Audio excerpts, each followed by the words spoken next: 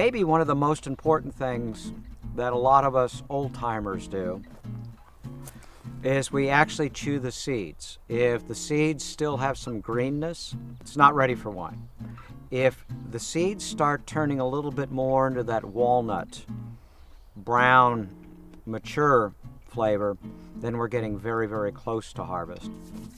This is going to be a good one.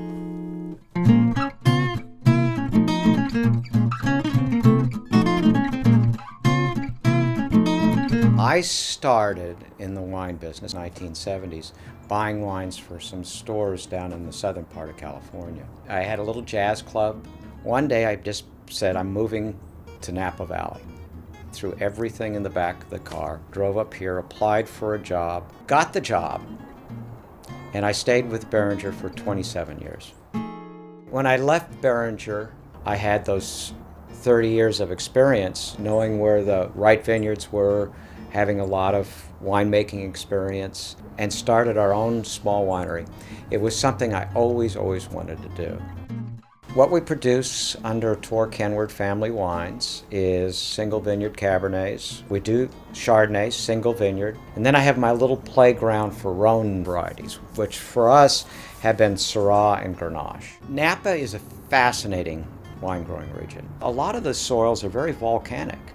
And then you have some seabed materials, and it makes soil and climate-wise one of the most distinct and unique growing areas in the world. I'm in one of the most historic and now famous vineyards in the Napa Valley. This is Beckstoffer Tokelon. This was first planted in 1863. From this vineyard, in recent history, have come more 100-point wines than any vineyard in Napa Valley.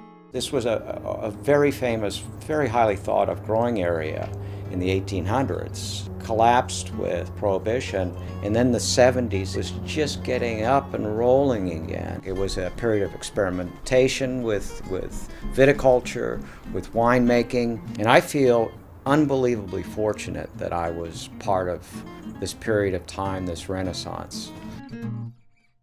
Made some wine when my daughter was born, when my son was born, that we still have cases of.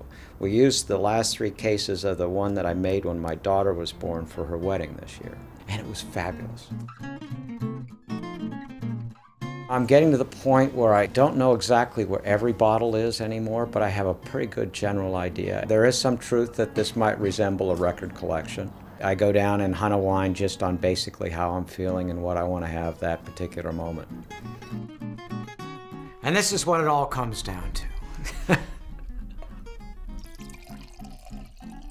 This is 2011 Torchiana. Torchiana's named after my mom, but this comes from a very, very old vine Chardonnay vineyard in Napa Canaris.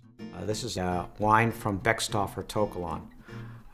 Arguably one of the most famous vineyards now in the Napa Valley. It's just got absolutely stunning color. There's a purple to it and a little magenta.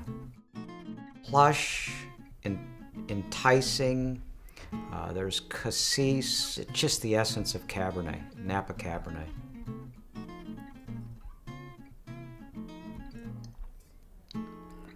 It has so much flesh, so much flavor interest. And then at the end, it goes on and on and on and on. Cheers.